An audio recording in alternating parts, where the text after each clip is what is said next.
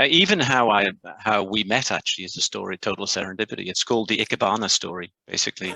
Japanese flower arranging. Anyway, Please tell us about there's another story.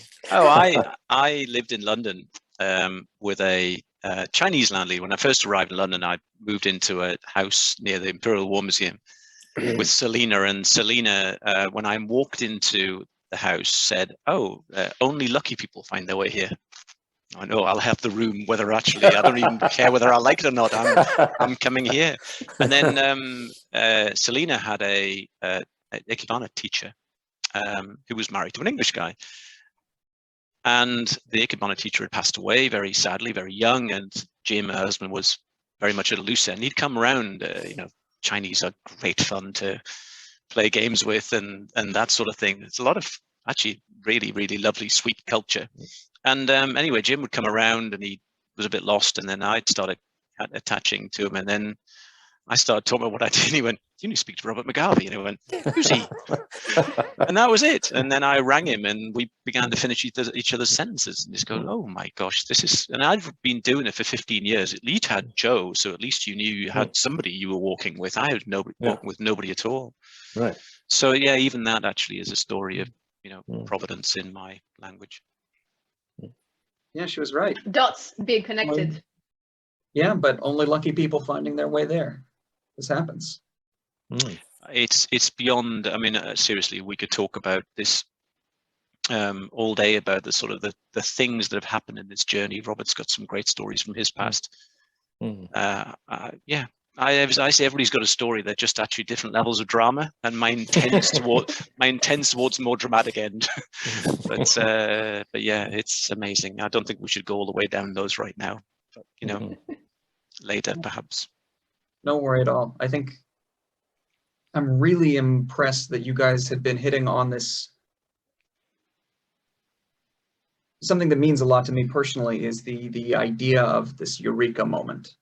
This moment where you make an intuitive leap, where the pieces fit together, where suddenly you're connecting the dots of your past and realizing that, mistake is just a word that you might have applied to it, not understanding all of the intangible assets, all of the things that you gained from that experience. And I feel like sort of central to my own philosophy is this idea that we don't recognize those things when we're working. We don't recognize them. You listen to stories of famous scientists making amazing discoveries. It's never in the lab or when they're crunching data or when they're looking directly at the problem. It's when they're doing something else. The off time, they're sitting in a park, they're staring at the fire, they're just kind of having shower thoughts. That's when our brains make these leaps and make these connections. And I think it's really, really fantastic that you both have sort of touched on that and the value of it. Because again, this is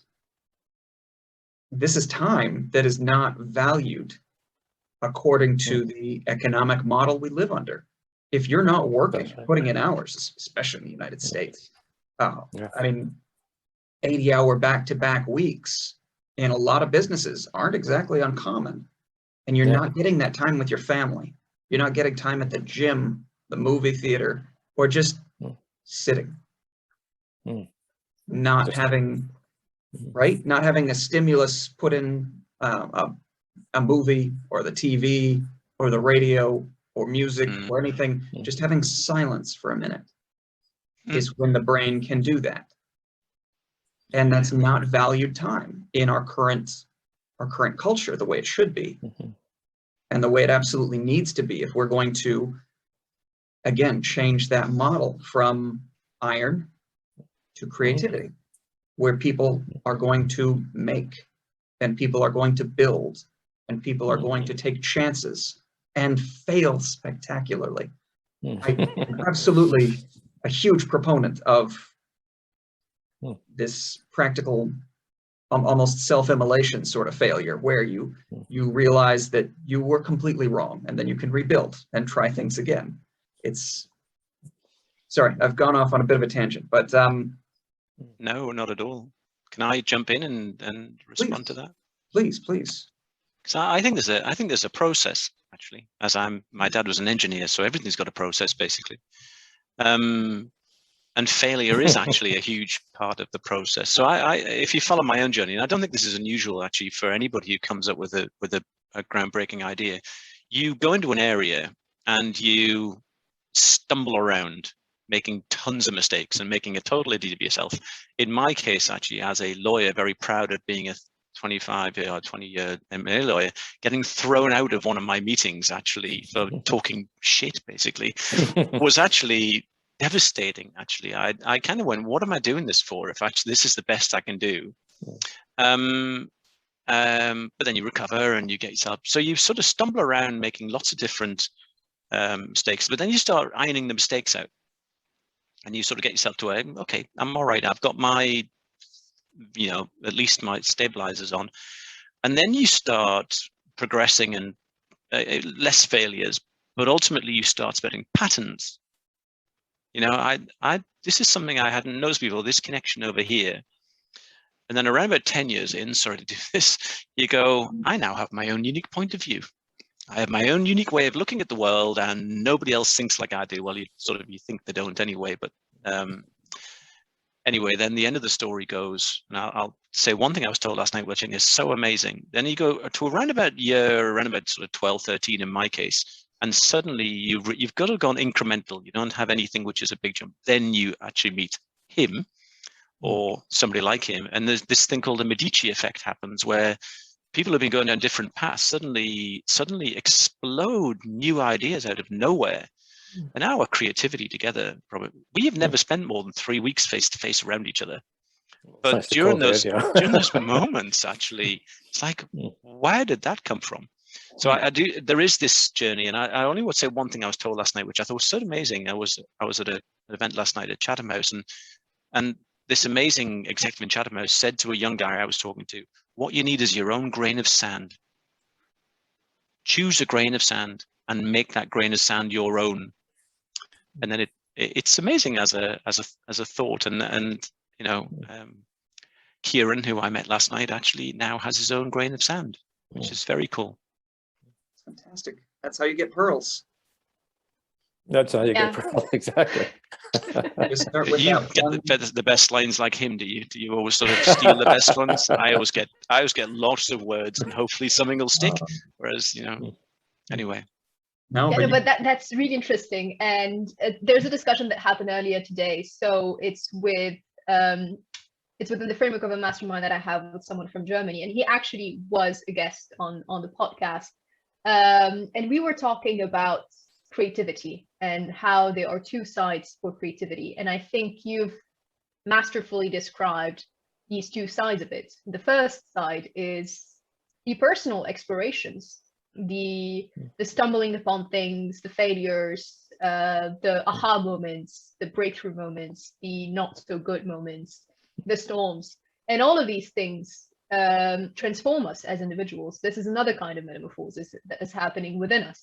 And this is a driver for creativity and for innovation. And then there's another element to it, which is the execution, because you cannot come up with a creative idea and do nothing about it, because an idea, if it's on paper, it's not going to do anything. And why are we even creating? Why are we innovating if it's not to shift things, to change things, to disrupt things, to be angels of chaos, if you want to refer back to the intro.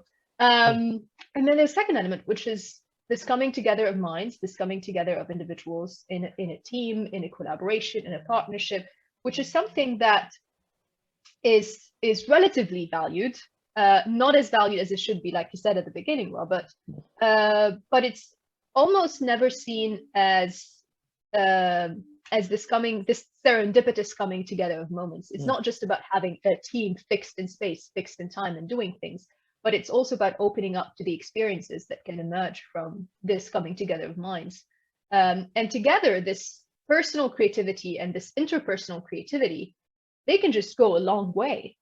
And I think you have proven that, how far it can go actually by bridging the gaps between individuals and by bridging the gaps between the disconnected dots of our individual lives.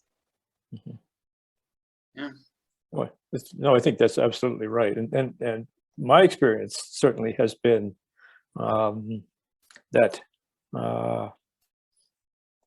there is a, I recognize that we're in a system change, but that's also paralleled in the personal, and I do think that the growth that Andrew and I have each had from the interconnection. You did talk about interconnection being vital. I mean, it's really incredibly important. It's, to me, there's a parallel between the personal and the social, and I really think that a journey from a kind of petroleum geologist to a a net zero accountant is kind of parallel. It does traverse that mighty chasm. So yeah, I think we all look at the world as it is. We're born into a situation. One of the big things I've had to do is unlearn, because I became a professional geologist and then a kind of economist in a different era with different rules. And so you have to learn that system, and then you have to unlearn it, and then you have to build something that's new. So yeah, that is a journey. That's not something that happens overnight. But the beautiful thing is that not everybody has to go through that, if we can communicate this effectively.